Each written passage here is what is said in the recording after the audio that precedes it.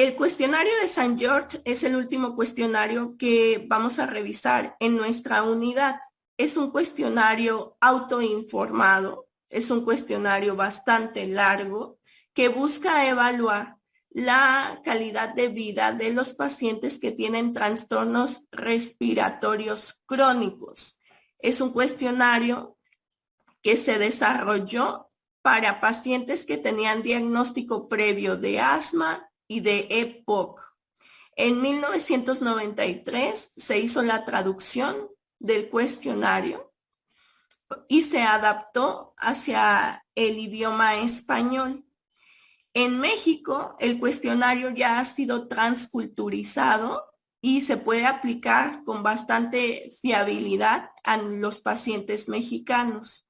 Consta de 50 reactivos. De esos 50 reactivos, 10 tienen respuestas de opción múltiple y 40 tienen respuestas de cierto o falso.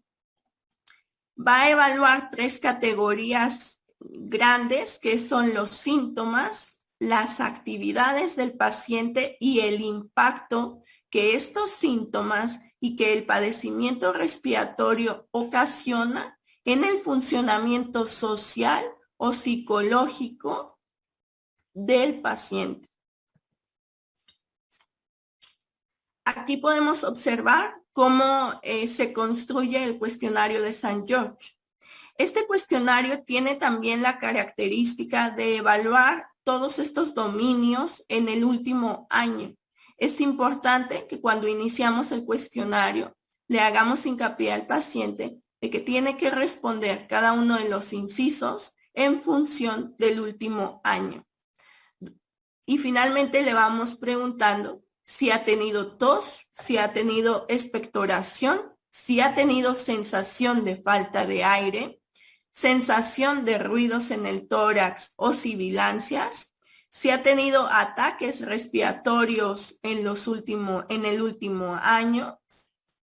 En caso de que la respuesta sea positiva, le preguntamos al paciente cuánto tiempo duró el ataque más agudo que tuvo. Durante el último año, ¿cuántos días fueron buenos para el paciente? ¿Cuántos días el paciente considera que tuvo la calidad de vida suficiente para sentirse bien? Se le pregunta también al paciente si ha presentado sibilancias o ronquidos y a qué hora del día los ha presentado.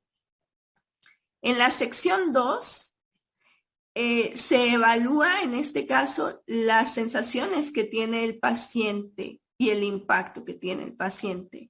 Ahí le preguntamos cómo se autodescribe, si él considera que sus problemas respiratorios han impactado en su condición económica, en su condición laboral.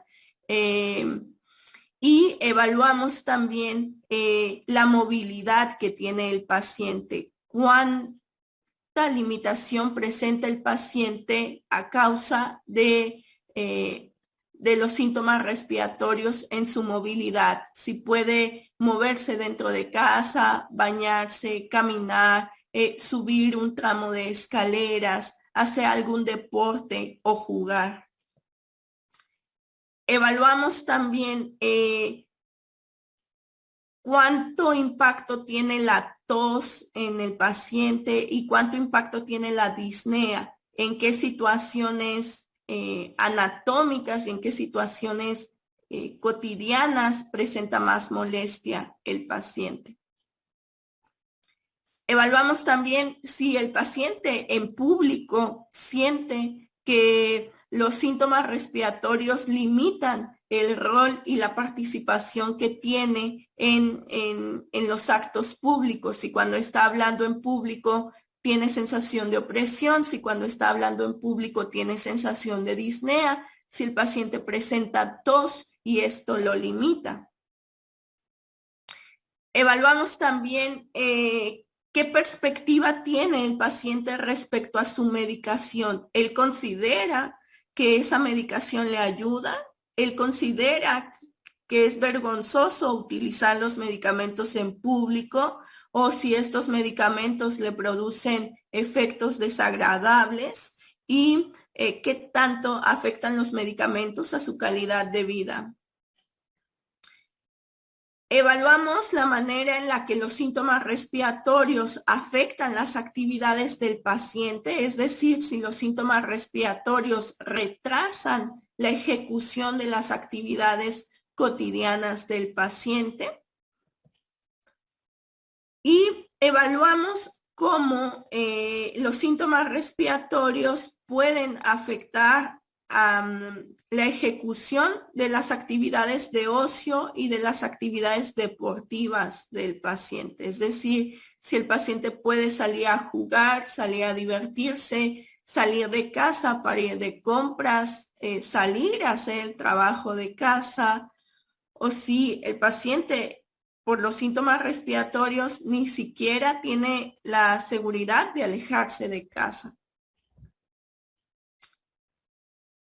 En estas últimas secciones es una pregunta abierta en donde le preguntamos al paciente si sus síntomas respiratorios le impiden o no hacer las actividades que aquí se enlistan.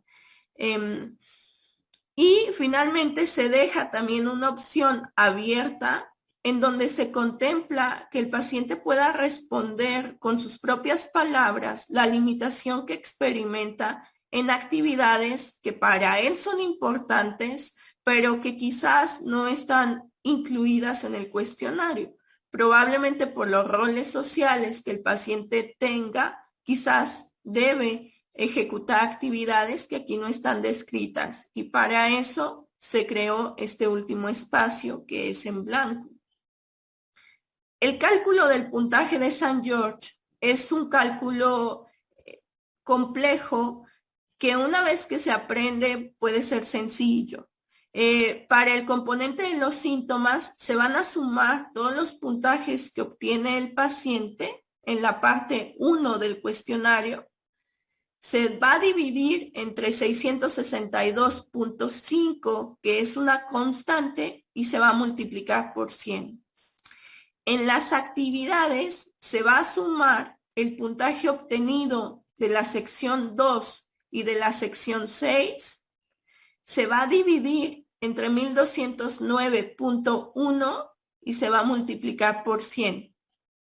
Y en la sección de impacto se va a calcular mediante los puntajes de la sumatoria que dan las secciones 1, 3, 4, 5 y 7.